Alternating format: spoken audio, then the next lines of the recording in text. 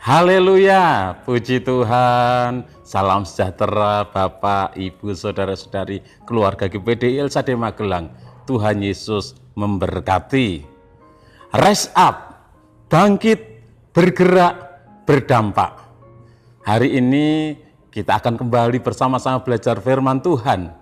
Dan pembacaan kita ada di dalam Injil Markus pasal yang ke-7. Markus pasal yang ke-7 saya akan membacakan ayat 25 dan 26. Demikian bunyi firman Tuhan. Malah seorang ibu yang anaknya perempuan kerasukan roh jahat segera mendengar tentang dia, lalu datang dan tersungkur di depan kakinya. Perempuan itu seorang Yunani bangsa Siro-Fenisia. Ia memohon kepada Yesus untuk mengusir setan itu dari anaknya. Renungan firman Tuhan hari ini saya beri tema kerendahan hati. Kerendahan hati.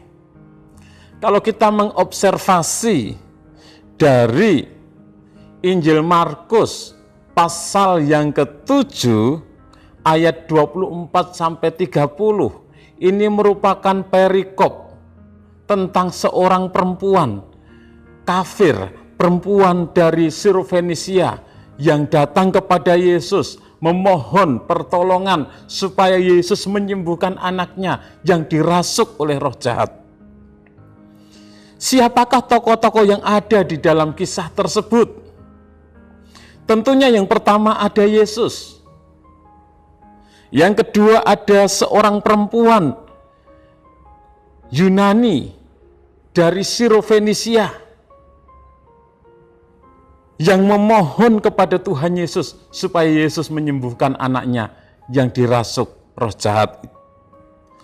Dan tentunya juga ada murid-murid Yesus, sekalipun tidak dicatat bahwa murid-murid Yesus ada di situ, tetapi di mana Yesus berada, murid-muridnya selalu ada bersama dengan Yesus. Dan kisah yang sama juga dicatat di dalam Injil Matius 15. Dan di dalam ayat 23 di sana dituliskan bahwa murid-murid Yesus ada di dalam peristiwa tersebut. Ada di dalam kisah itu. Peristiwa apa yang terjadi? Yesus menyembuhkan seorang anak perempuan dari perempuan Siro-Fenisia yang kerasukan setan. Itu bisa dibaca di dalam ayat yang ke-30, Markus 7 ayat 30. Mengapa Yesus menyembuhkan seorang anak dari perempuan Siro-Fenisia yang kerasukan setan? Yesus menyembuhkan anak dari seorang perempuan kafir tersebut, seorang dari Siro-Fenisia tersebut, karena kerendahan hati dan iman yang teguh yang dimiliki oleh perempuan dari Siro-Fenisia tersebut. Dalam Injil Markus pasal 7 ayat 25 dituliskan, malah seorang ibu yang anaknya kerasukan roh jahat segera mendengar tentang dia, lalu datang dan tersungkur di depan kakinya. Jadi seorang perempuan kafir tersebut, dari Siro-Fenisia tersebut, ketika mendengar Yesus ada di Tirus, dia datang, dia tersungkur di depan kakinya, dia menyembah Yesus. Dengan kerendahan hati dia memohon, dia merendahkan dirinya supaya Yesus menolong anaknya yang dirasuk oleh roh jahat. Supaya Yesus menyembuhkan anaknya yang dirasuk setan tersebut. Dalam Markus 7 ayat 26 dituliskan, ia memohon kepada Yesus untuk mengusir setan dari anaknya.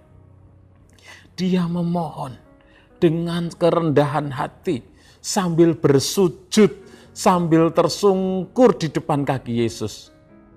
Ada kerendahan hati dari seorang ibu tersebut ketika datang kepada Tuhan Yesus. Ketika perempuan Sirofenisia itu datang, tersungkur di depan kaki Yesus dan memohon agar anaknya yang dirasuki setan itu disembuhkan, Yesus tidak langsung menolongnya. Yesus tidak langsung berkata, "Baik ibu, aku akan menolong. Baik ibu, aku akan menyembuhkan anakmu." Tidak. Tetapi Yesus menyebut dia sebagai anjing yang tidak layak menerima roti yang disediakan bagi anak-anak. Jadi dengan kata lain, ibu tersebut disamakan seperti anjing. Dalam Markus 7 ayat 27 dituliskan, lalu Yesus berkata kepadanya, "Biarlah anak-anak kenyang dahulu, sebab tidak patut mengambil roti yang disediakan bagi anak-anak dan melemparkannya kepada anjing." Bapak, Ibu, Saudara yang kasih oleh Tuhan, bangsa Israel memang pada waktu itu menyebut bangsa-bangsa kafir itu anjing. Bangsa-bangsa kafir disamakan dengan anjing, najis. Karena mereka, orang-orang kafir itu najis. Yesus tidak menghina perempuan tersebut, tetapi Yesus hanya mengingatkan posisi bangsa bukan Yahudi yang tidak termasuk di dalam perjanjian Allah. Namun perempuan Sirofenisia tersebut tidak mundur dengan apa yang dikatakan oleh Yesus. Mendengar perkataan Yesus, perempuan dari Sirofenisia itu tidak mundur, tetapi dia sadar diri. Siapa dirinya? Ia memang tidak termasuk dari bangsa Israel. Ia tidak termasuk dari bangsa yang dilayakkan untuk menerima kasih karunia Tuhan. Namun dengan kerendahan hati dan iman yang teguh, perempuan Sirofenisia itu terus memohon kepada Yesus. Dalam Markus 7 ayat 28 dituliskan, tetapi perempuan itu menjawab, "Benar Tuhan, tetapi anjing yang di bawah meja juga makan remah-remah yang dijatuhkan anak-anak." Jadi tetap teguh imannya kepada Yesus, tetap rendah hati, datang dengan kerendahan hati memohon kepada Yesus. Di mana peristiwa itu terjadi? Di daerah Tirus. Kalau kita membaca di dalam ayat 24, Yesus pergi ke daerah Tirus. Dan bagaimana respon yang terjadi? Karena kerendahan hati dan iman yang teguh yang dimiliki oleh perempuan Sirofenisia, maka Yesus menyatakan kuasanya. Yesus menyembuhkan anaknya yang kerasukan setan tersebut. Karena perempuan tersebut datang dengan kerendahan hati dan dengan iman yang teguh, iman yang tidak tergoyahkan. Dia terus memohon kepada Yesus. Dalam Markus 7 ayat 29 dituliskan, maka kata Yesus kepada perempuan itu, "Karena kata-katamu itu, pergilah, sebab setan itu sudah keluar dari anakmu."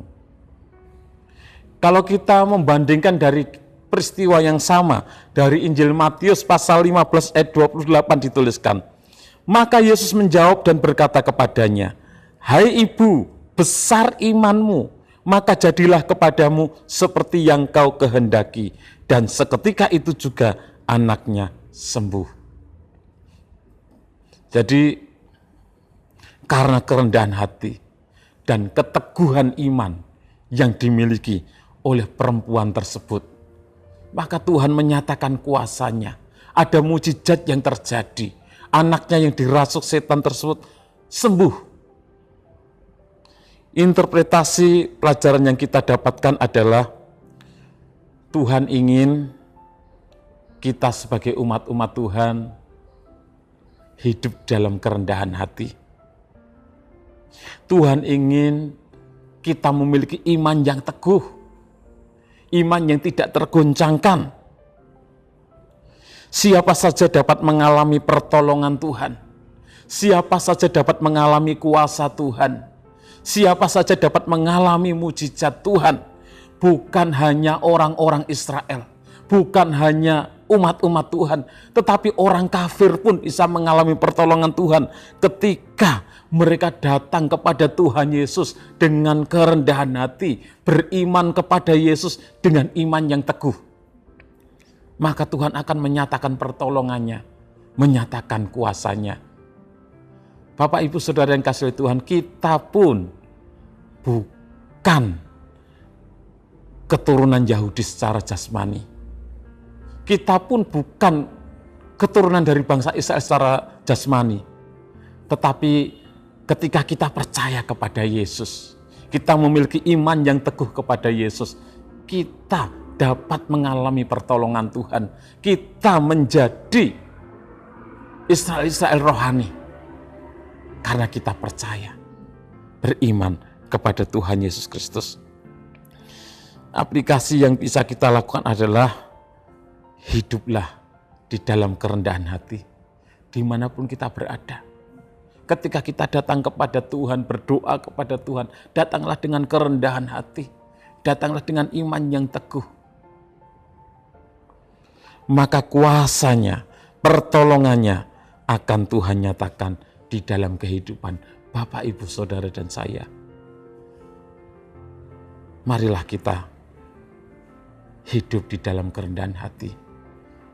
Datang kepada Tuhan dengan kerendahan hati, dan Tuhan akan menyatakan pertolongannya.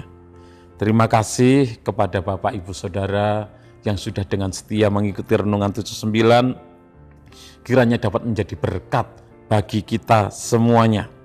Bagi Bapak, Ibu, Saudara yang ingin didoakan dengan pokok doa tertentu atau ingin menceritakan kesaksian, baik mujizat kesembuhan, pemulihan masalah keluarga, masalah pekerjaan, dan lain sebagainya, dapat menyalurkan melalui chat WhatsApp di nomor 0813 2742 0088.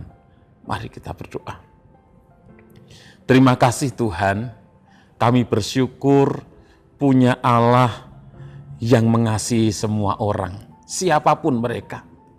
Siapapun kami yang mau datang kepada Engkau dengan kerendahan hati, yang terus percaya beriman kepada Engkau dengan iman yang teguh, Engkau menyatakan pertolongan-Mu bagi kami, Engkau menyatakan kuasa-Mu bagi kami.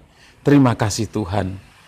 Memberkati seluruh umat-umat-Mu dimanapun mereka berada, apapun pergumulan dari umat-umat-Mu, nyatakan kuasa dan pertolongan-Mu Tuhan. Kami keluarga GPD El Shaddai Magelang mengasihi Engkau ya Tuhan. Ya Tuhan, bukit batu, kubu pertahanan dan penyelamat kami. Allah, gunung batu tempat berlindung, perisai, tanduk keselamatan, dan kota benteng. Di dalam nama Tuhan Yesus Kristus kami berdoa bersyukur. Haleluya. Amin.